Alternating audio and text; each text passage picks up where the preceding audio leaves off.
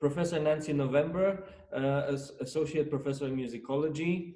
You are a researcher in cultures of chamber music in the late 18th and 19th centuries, musical arrangement and its roles in sociability and canon formation, ideas and ideologies of music performance, the production of musical editions, including theories of editing. Your expertise lies in chamber music in the late 18th and 19th century cultural history, music and art in the 19th century, historical performance practice and ideas of performance, teaching historical literacy across disciplines. You are Associated Dean of the Faculty of Creative Arts and Industries and President of Haydn Society of North America. Associated Professor of Auckland University, should be mentioned. You are the person who most recently in 2019 edited chamber arrangements of Beethoven Symphonies with AR editions. You are, I have come across your work doing my own research as an artist to program the Beethoven Symphonies in chamber form, in chamber arrangements. So you've been very interesting and very important. Your work has been very important for me to be able to program this at Vibrate Festival. We are in full swing with performances. We've started with Symphony number 5 in the arrangement of Humboldt. So I think he's an interesting interesting character to start our conversation with. First, I wanted to ask you, how did you arrive at working on these arrangements and editing these arrangements? What brought you to this very special area of chamber music? It's a very special area of chamber music. Yeah, well, it's been quite a long journey. I've always been involved with chamber music. So my PhD dissertation was on Haydn's string quartets. And after that, my first book was on Beethoven's middle period string quartets. The first chapter of that book took a look at string quartet culture in Beethoven's Vienna. And as I was writing that chapter, I realized there's a lot more to string quartets in Vienna around 1800 than Beethoven. And so my next book was about the culture of string quartets in around 1800, focusing on Vienna. And in the process of writing that book, I realized that there's an awful lot more to chamber music in this era than original works composed as chamber music. So I was looking at publishers' catalogues, and I was looking at what composers actually did in the process of learning how to compose chamber music. And I was looking at a variety of different composers. And I realized that probably maybe fully half of the chamber music that was performed in Beethoven's era, not just in Vienna, obviously, was not originally composed for the forces for which it was performed in the end. Now, that doesn't mean to say that it was originally an opera or a large-scale work like a symphony that was then scaled down. So there were all sorts of different translations that happened, including large to small, but also small to smaller. So a chamber work being rearranged for another chamber work. But also small to larger. So large chamber music ensembles were very, very popular at this time. And of course, there was some reverse engineering as well, whereby string quartets could be rearranged and played as symphonies. So I realized that this culture of rearranging and arranging was actually very lively and was part of the way that publishers were getting an awful lot more chamber music out to a very eager domestic market who partly couldn't get together the larger groups like a symphony orchestra, especially in times of very high inflation in Vienna post-Napoleonic Wars, but also just wanted to get together with some friends and have a good time. And this was a way of doing so before the age of, I don't know, film and even gramophone recordings. Sure. Shall we, let's talk a little bit about Humboldt, because he was a famous composer in his own right and excellent pianist, studied with Mozart, and he was very much into, in the musical circles, a very important figure. He knew Haydn, knew Salieri, Schubert, and knew Beethoven. How do you think first of all, I should mention for our listeners that Hummel actually arranged 7 of Beethoven's symphony, the first 7 symphonies. In Vibrate Festival, we are only performing 2 of them. We've already performed 2 of them, Symphony number 5 and Symphony number 1. But we are developing the project further with the group, with the flutist Ion Bogdan Ștefănescu and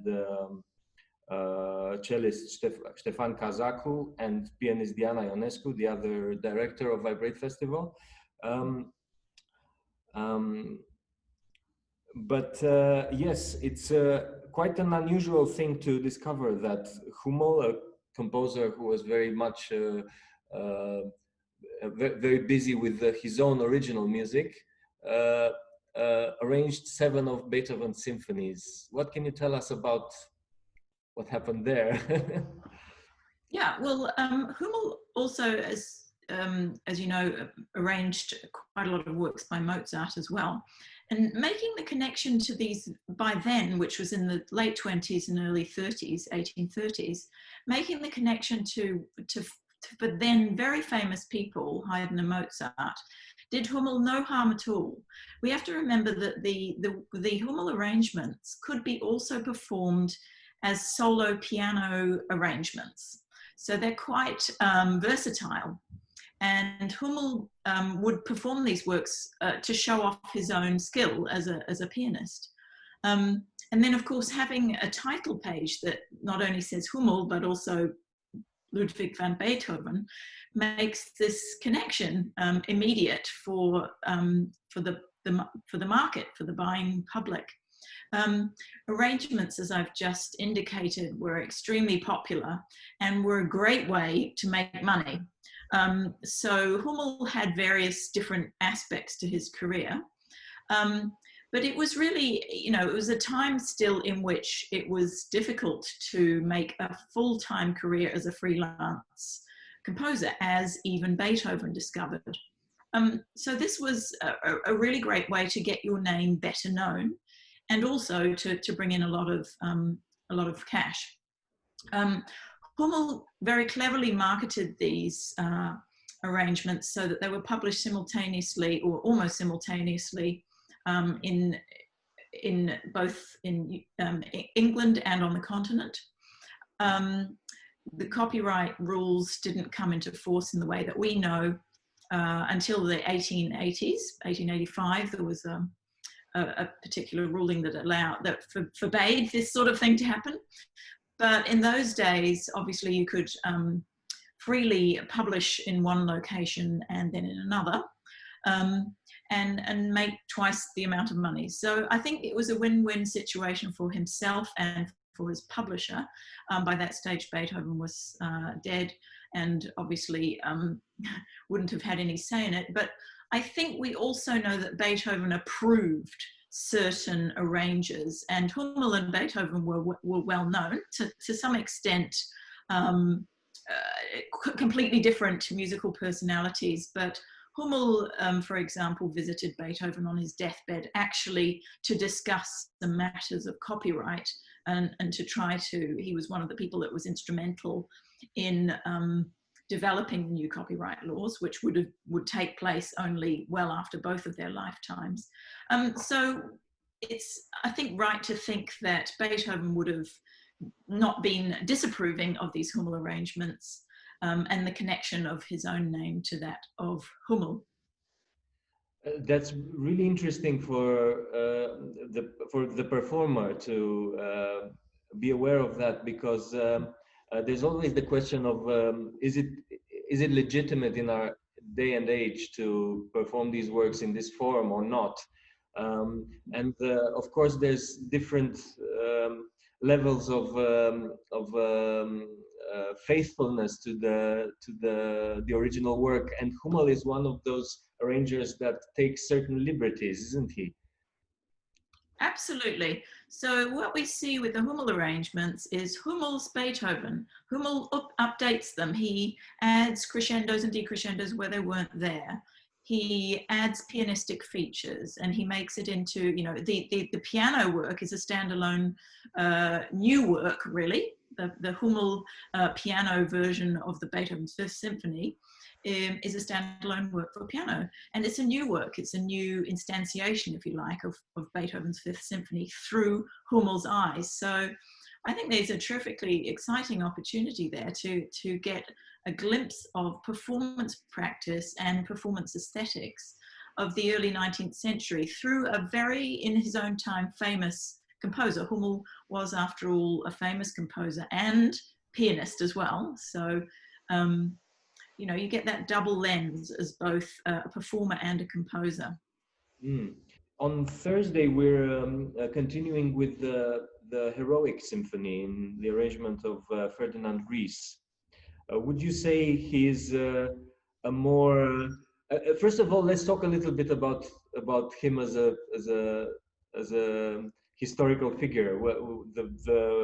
What his relationship was with Beethoven, and his own life story.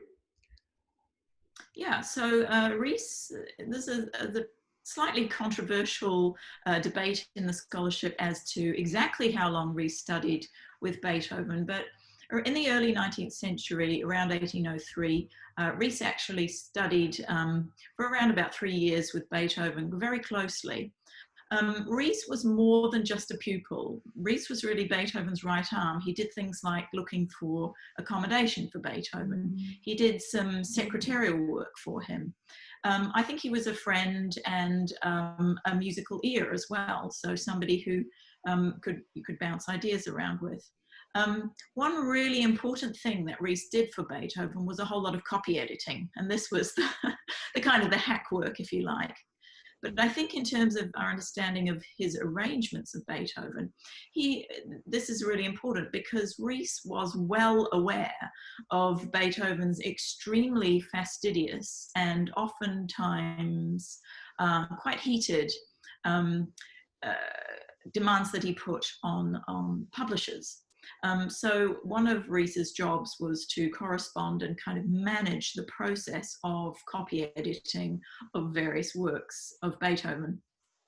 So he would have seen in his dealings between Beethoven and publishers just how demanding Beethoven was, how fussy he was about the placement of particular hairpins, the way particular notational a particular effect could be conveyed through notation. And I think that rubbed off then on Ries in his, as you said, rather faithful, if we want to say, certainly in terms of the notation, close to the Beethoven original in the versions that he produces of his arrangements. It's not known how many Beethoven arrangements Ries produced, and this is just a fact of history that many arrangements are produced anonymously. So there probably are many more than the list that Ries publishes with Franz Wegeler, the doctor from Bonn, with whom he wrote an autobiography of Beethoven. A biography of Beethoven. But that's probably just the tip of the iceberg. So many more would have been published anonymously, and Ries, who was writing as an old man then, comparatively old man, in this biography, would probably have forgotten exactly how many. So I think he was a highly qualified arranger of Beethoven in terms of proximity to the original. Right. If you like, here at this point, I could share a couple of slides with you that I think will be quite illuminating for what we've just been discussing. Shall I do so? Please do, yes.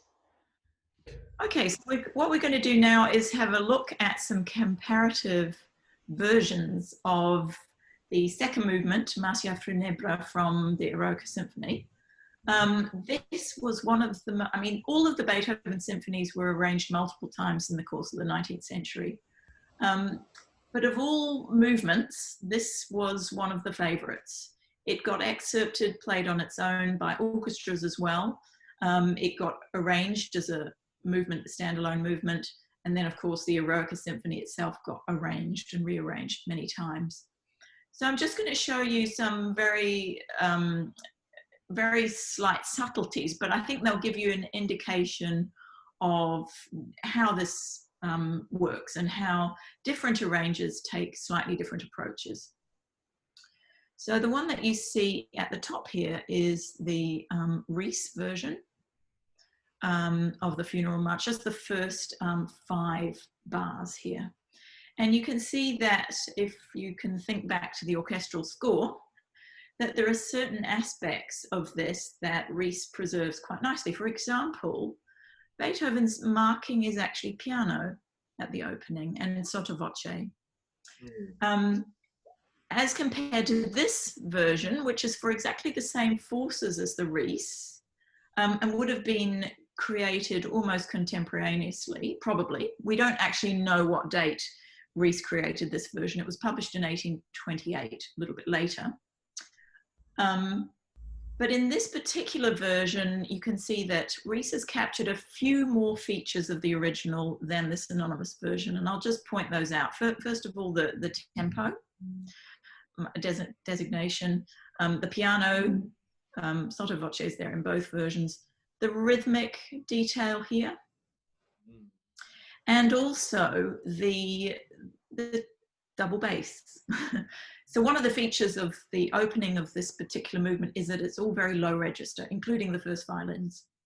And Ries has really captured that here using this.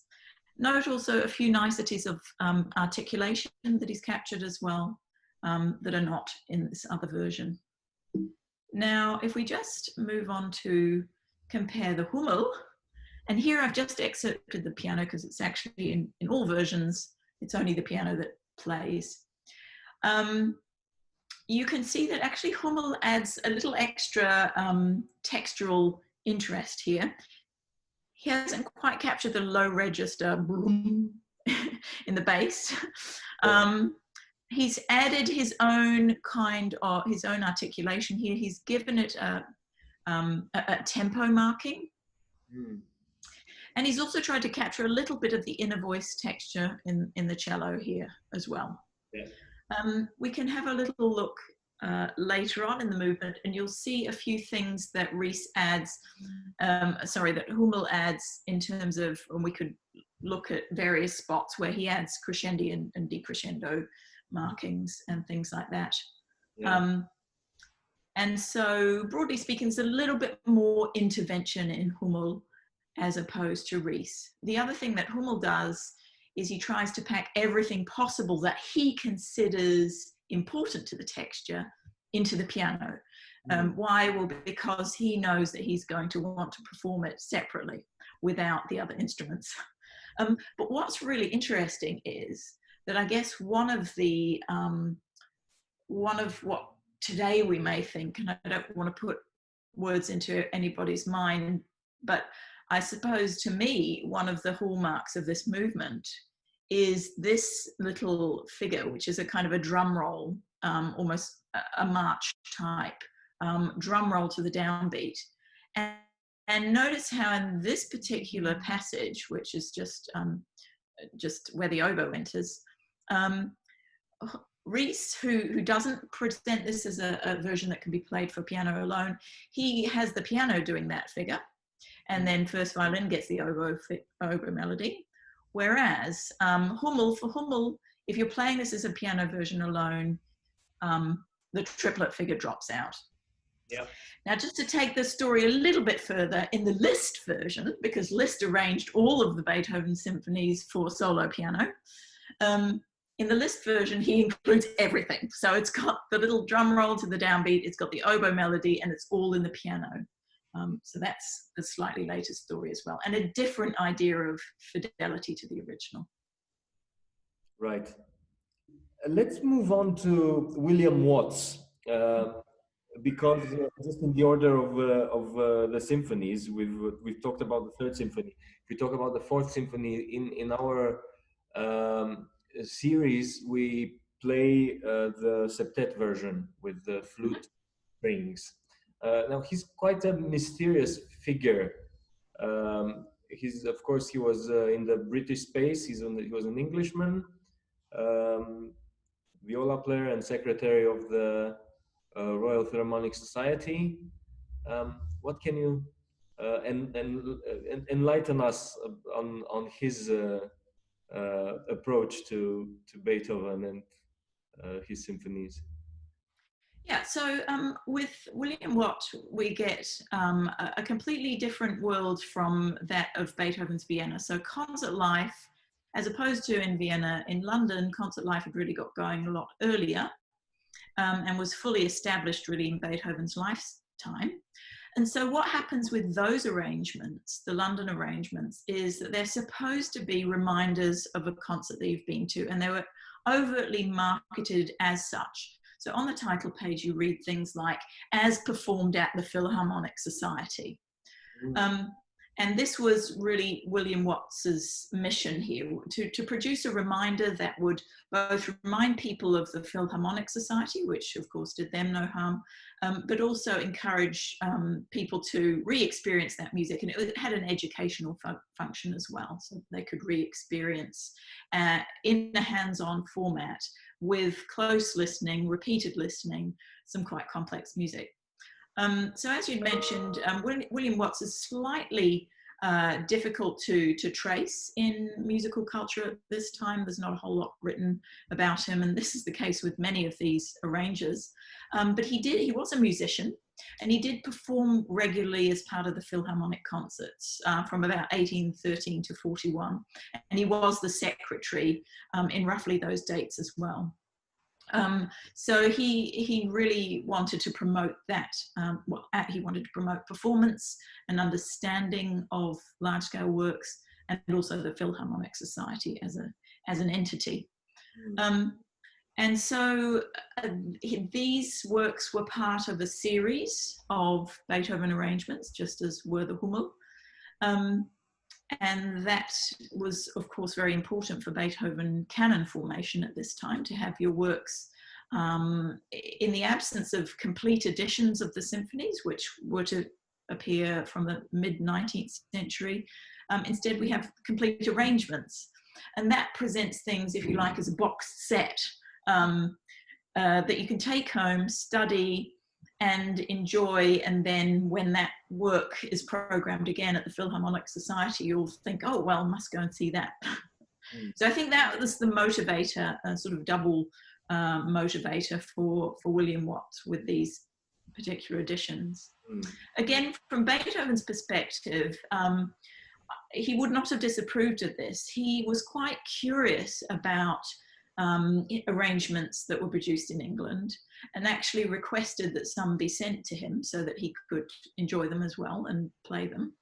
Even though, of course, in Vienna, publishing life was well established, and these arrangements were also circulating quite widely. But I think he was very interested in London concert life and in musical life in general, including sort of domestic musical life and how his works were being received over there. We certainly get that impression from his correspondence.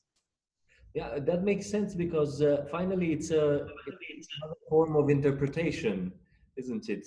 Arrangement making. Absolutely.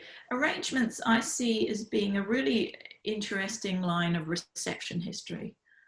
So through them, we just get a window on, well, not only domestic music making in general, a very important window that's been, to my mind, unduly neglected, but then also a whole window on the way people interpreted these works and what it was that was important. So for example, for Hummel, the melody is always the thing, right? Rhythmic gestures in Beethoven can be discarded or given to other instruments, but melody always has to be in the foreground in the piano. And so we just get these little insights into how that composer was understood and how the symphony was understood, and which musical elements, which musical parameters were important to given composers. So a whole lot of interesting data on reception, I think, comes from these arrangements. Yeah. The Pastoral Symphony is being performed in the sextet arrangement by Michael Gotthard Fischer, quite a famous arrangement, quite widely performed, I would say. Yes, it's extremely popular. Of all of the, I think of all of the works altogether that have been scanned and ordered from Beethoven House in Bonn, which is where I came into contact with this, the Fischer version is one of the most popular. This could have various reasons, and I think one is just the dearth of arrangements for that combination of instruments. The other thing is that large-scale versions of these works obviously can capture a little bit more of the original. So it's no surprise that string quintet arrangements were actually more popular than string quartet arrangements. String sextet arrangements were quite rare, but the quintet, either the cello quintet or the viola quintet, was one of the most popular medium for arrangements. These would probably have been performed, or almost certainly have been performed, in all male gatherings, because women didn't play stringed instruments in the early 19th century. That changes, of course, later on. So not only do we know kind of what was popular, but we also know kind of where and by whom these works were played, just by looking at the instrumentation. Which actually brings us to the 7th and 8th Symphony that we are performing in quintet versions. This is precisely what you were referring to, right? Exactly. So those versions that you just talked about there, they were a product of a really interesting collaboration between composer and publisher, namely Beethoven and the publisher Steiner in Vienna in 1816 and 17.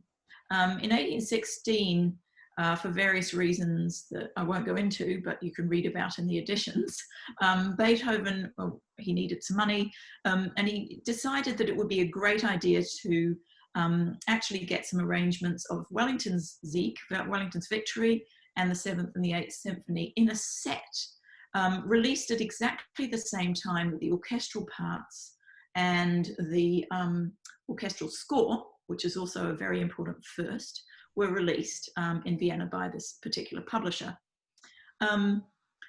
And so the list of versions is quite long. There's about 7 different versions that they published. And interestingly, the string quartet, one of the most popular genres at this time, just doesn't figure. So they chose string quintets and their viola quintets. You know, one can only imagine that this is market-driven decision, because the whole point here was to kind of corner the market. Steiner's advertisement makes it very clear that he wants to kind of squash the rivals. There's a lot made of Beethoven's genius and his connection to Beethoven, and the idea that these are going to be authentic editions. We don't know to what extent Beethoven would have proofread them, but certainly they were composer sanctioned. So this Steiner collection of very many different versions of the 7th, 8th, and Wellington's Sieg, a terrifically important source of knowledge about arrangement culture in Vienna and what Beethoven would have understood and approved of that. Right, and the firm came up with a very good product. They're very good arrangements. Mhm. Are we? Do we know who the author uh, is? Do we know? Could it be a collective work? Or Yeah, as usual with the arrangements, we don't know. But there was an excellent team at at Steiner's firm, including, for example, Anton Diabelli, who would doubtless have done the piano variations. There was also Wenzel Sedlak, who would probably have done the the Harmonie Musik versions. He was a clarinetist who himself had written some music of this nature.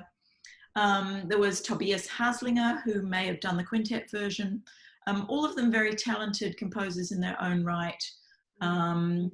So Steiner had a really excellent team for the job. And even though it's a bit piecemeal to work out who would have done what, you can extrapolate and see that they were done by excellent musicians at any rate, if not Beethoven, which definitely wasn't the case. right. I must confess that doing complete symphony series has been sort of a little bit crazy ambition, because the Ninth Symphony is hugely problematic. We have chosen the arrangement of Hans Sitt for violin and piano, which is quite rare, I think. He also made the arrangements of all nine symphonies for violin and piano. What can you tell us about this figure and um, uh, the medium of violin and piano that provides a kind of microcosm similar to what the sonata is to a symphony. Of course, the dynamics of the chamber group as opposed to the symphony orchestra are a whole different subject to talk about at length. But I'm very interested what you can tell us about these arrangements, because the violin piano duo is a medium that is very familiar to me and very important to me as a violinist and as a chamber musician. Yeah, well, what I can tell you, just to sort of contextualize that and other late 19th century arrangements, is that around about sort of the 1840s, when piano culture really gets going, two things happen. First of all, arrangements become by and large the province of piano chamber music. Piano arrangements, piano-based arrangements had always been terrifically popular. So four-hand piano is right throughout the 19th century the medium par excellence for arrangements, and that goes for the early 19th century as well. But really from this point onwards, four-hand piano just takes off, and then also the solo piano versions. And then, so that I think we can understand the violin and piano version as part of that. It is a version that it's piano chamber music, and it's part of that huge groundswell of popularity and thirst for piano chamber music altogether in the later 19th century, which was still there in the early 19th century, but now really it eclipses. So we no longer get very often arrangements for harmony or arrangements for a mixed group of piano plus wind and strings. That's nowhere near as popular. And so that's one aspect, the piano centricity of arrangement culture in the late 19th century. The other aspect is that you get this sort of splitting off of different kinds of arrangement.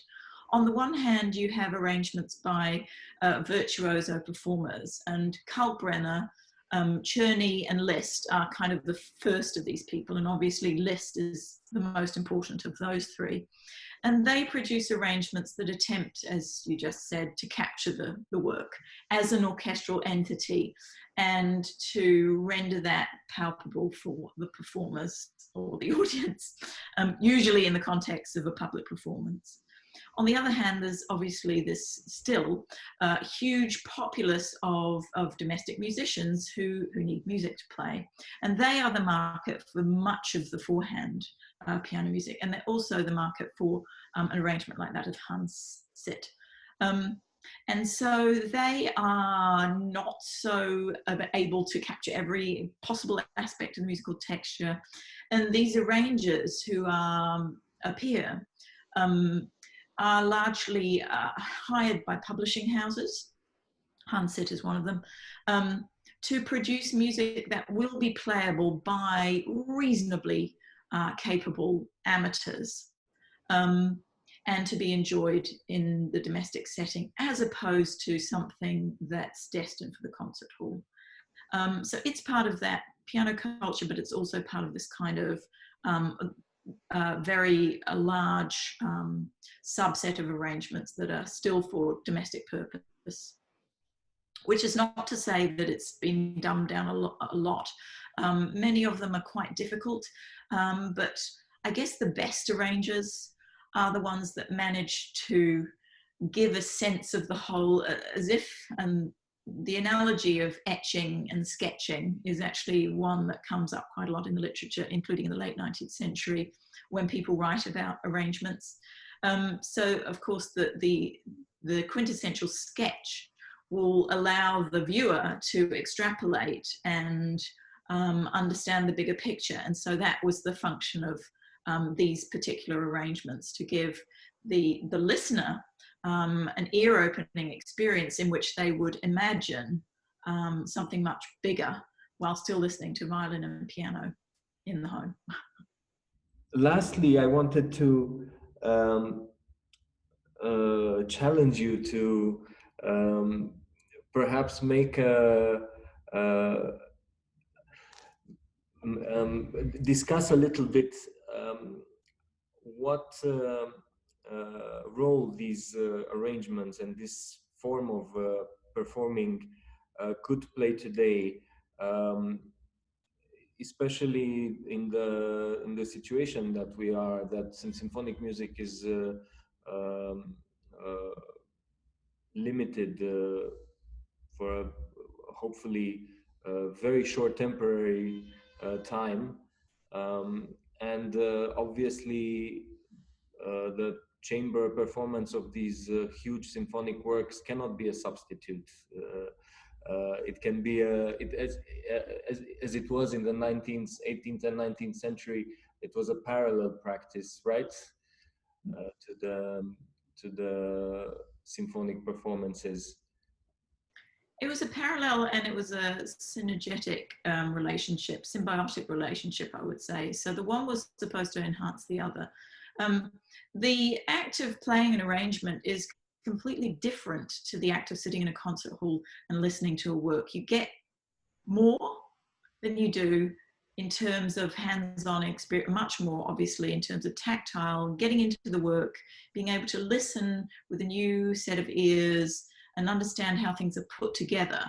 I think playing the work over and over again as an orchestral rank and file second violinist or whatever member of the orchestra you are, will give you similar insight, but it's not an insight that you normally get as a listener, let alone as a listener in a non-live situation, so listening to a CD recording or the radio.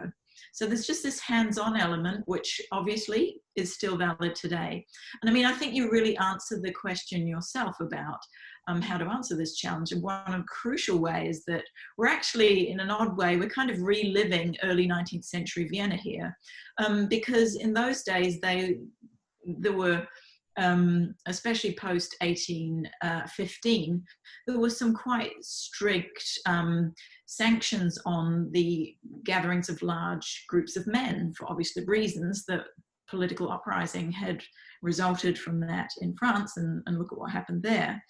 And so there was a strong degree of censorship and surveillance, and you couldn't really get together very easily at all a large group for orchestral performance. So for a quite different reason, music went, as it were, underground, or went inside, and people resorted to, but enjoyed, this hands-on performance of chamber music. But also I think that at the same time, you know, they understood it to be an educational, it wasn't just for sociability and for a substitute because, oh, we can't get to the concert. It was actually something that would develop Bildung, would develop cultivation and understanding of classical music, and in particular Beethoven symphonies, which time and time again reviewers of the time tell us are difficult to perform, difficult to listen to. And now at last, here was a way that you could, in your own time, in the privacy and comfort of your own home, repeat it as many times as you wish and really get to know it. And that still stands today and makes these arrangements incredibly valuable. Yeah, I think that's a very optimistic note to end on. Perhaps this shows us that Beethoven has survived has survived tough times before, and we, along with him, will survive these times, and Beethoven's music will live on as it has since he left it for us. Exactly so. Yeah. There are today there are also very many rearrangements of Beethoven by, you know, jazz artists, by flash mobs. Ninth Symphony comes to mind. So Beethoven is still being rearranged and updated, just as Hummel did in the 1820s and 30s. So too today, with our own media, with our own aesthetics, we are still doing this procedure. So these early arrangements give us a window on aesthetics and social conventions, social interests of the time, and also allow us to see how, you know, our culture of arrangement is still alive today, and how that is taking a different form, but still very much happening. Yeah, and how it could, be part of our 21st century culture, which is much more, first of all, globalized and much more expansive than it was back then. And as an artist, as a musician, I believe Beethoven is